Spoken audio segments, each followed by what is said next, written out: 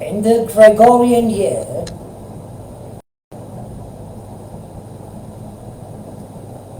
(1869), precisely on October the 2nd, when a baby boy was born, there were no gun salutes, no announcement via news media, or news media in plural, nor even any proclamation was made that a baby boy was born in a village who would someday become a symbol of peace. Indeed, a symbol of unity, and primarily a symbol of non-violence and self-sacrifice. This boy grew up like most of us human beings. He was educated in his own country for a while, later went into the United Kingdom of Great Britain, reading law or the legal science, and also enrolling as a student of law and later becoming a barrister at law. I'm referring to none other than Mohandas Karamchand Gandhi, more widely known as Mahatma Gandhi, Mahatma meaning great soul. And in the hearts of those who honored him during his lifetime, and those who honor his legacy and his principles even today, the beloved Bapuji. On October the 2nd of the Gregorian year, 1869, this little baby saw the light of the world for the very first time, and later became one of the shining lights, shining lamps of our world, especially during the 20th century of the last millennium.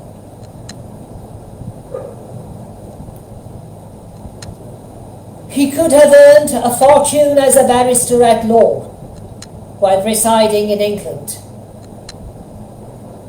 but he decided to go to South Africa, in those days also ruled by the British government, as was India and various other parts of the world. He purchased a train ticket as a first-class passenger and wanted to reach his destination in a first-class compartment, but was evicted from that particular compartment, which was reserved for so-called white population of that country, of that day. He was thrown out of the compartment onto the platform on a cold night. He underwent the severe suffering of biting cold of the night. Yes, he was humiliated before his fellow passengers. this did not break his spirit.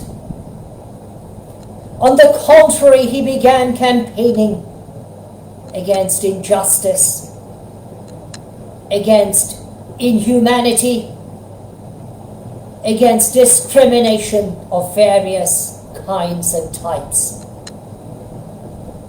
Even in that foreign land of South Africa. Returning to his homeland in India, he continued his struggle in his battle against injustice, inhumanity, discrimination, and even made considerable efforts to overcome grave poverty of the day of that country. He showed the world later during his lifetime, even ensuring that India would become an independent country by the 15th of August of the Gregorian year 1947. Alas, he could not see India's becoming a republic on the 26th of January of the Gregorian year 1950, because he was shot dead by a fanatic on the 30th January of the Gregorian year 1948. He spoke out against injustice, against discrimination, against inhumanity. He loved his country and his countrymen and women, but also his fellow global citizens. He spoke out against injustice wherever such injustice occurred throughout the world, which came to his knowledge. He fought for unity, sacrificing his own selfish desires.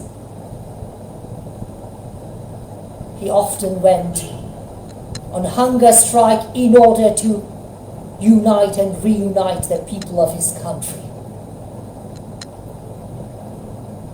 When there were conflicts between ethnic groups, he was one of the first people of this country, India, to be there, risking his own life,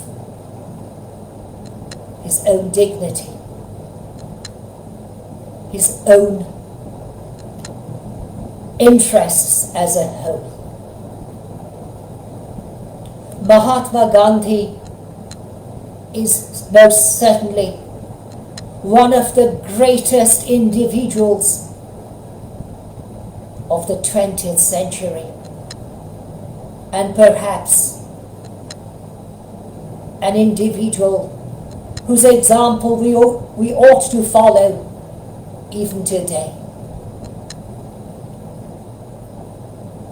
He was determined to reach his goal without being selfish, without craving self-exaltation,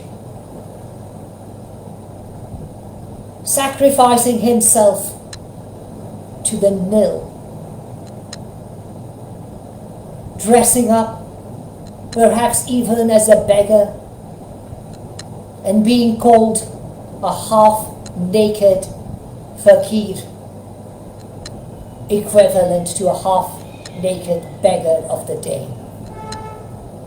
My apologies for any background noise. My loving cats are kept out of this little chamber in order to ensure that they do not distract me.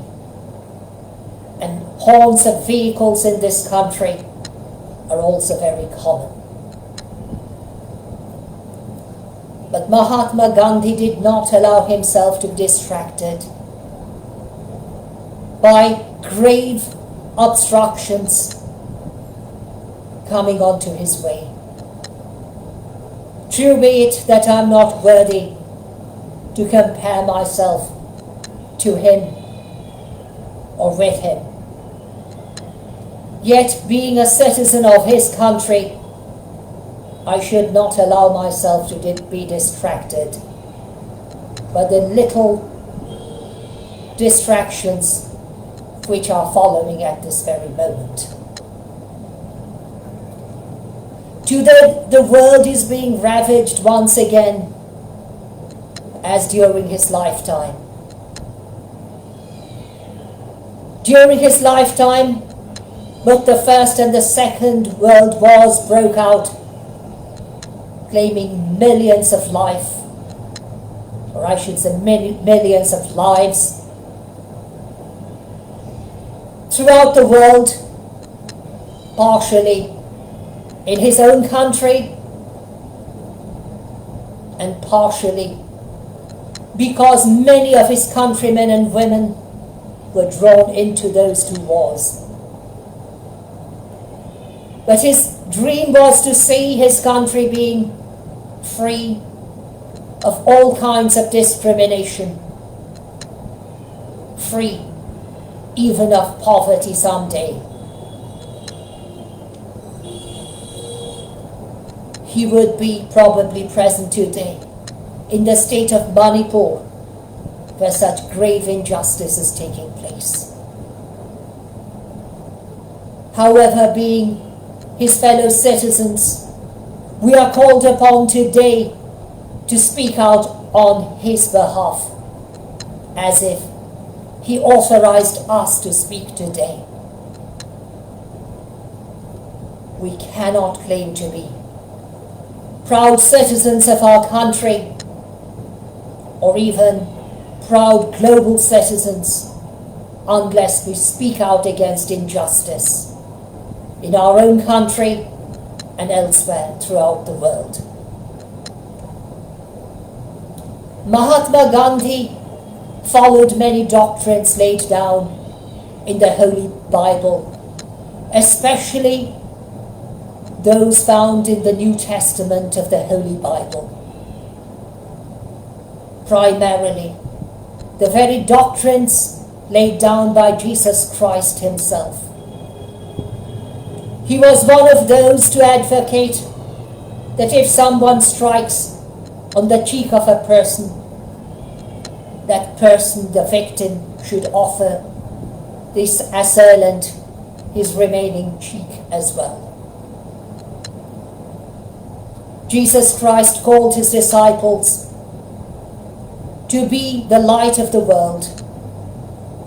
Mahatma Gandhi was most probably a light of the world during the past century, a light which should shine even today for those who believe in natural justice and equity, and should encourage those of us to speak out, to speak up, and speak out relentlessly on behalf of those who are unable to speak out on their own or are too afraid to speak up. We are also to become the light of the world if we shine for others. A lamp does not shine for itself, nor for its own glory, but for those around that particular lamp. I invite my fellow global citizens, and most certainly my fellow citizens of this country, to come forward and take the oath with me that we shall speak out, speak up, and will not allow ourselves to be intimidated by any kind or type of injustice. Even on this Gandhiji's, Mahatma Gandhi's birthday, and for all the days to come throughout our lives while we live on this earth. I thank all of you in anticipation for your kind understanding and bid you a very solemn night from my country, India, the country of birth of late Mahatma Gandhi.